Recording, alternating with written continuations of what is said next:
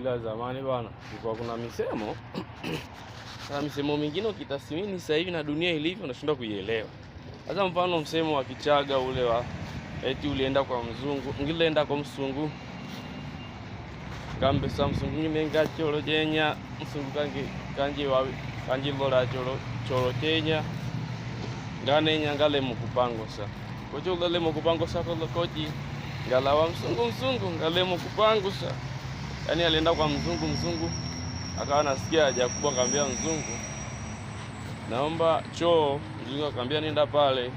Eti baada ya kwenda baadaye kumaliza eti anaambia mzungu nimeshinda kujitawaza. Sasa wanaambia mzungu umeshinda kujitawaza ili nini? Mzungu ngalemo kupangu sa. Msemo mwingine na sasa hivi dunia ya wazungu kitathmini ndo naielewa. Sasa huyu aliyesema mzungu ngalemo kupangu sa, ni mzungu umeshinda kujitawaza. Kwa mzungu anaenda kumtawazaje? Kwa maji tu. Mtafuta huyu mwenga alileta msemo ucha gani kule. Unajua huyu mzee alifanywaje? Alitawazwa kweli?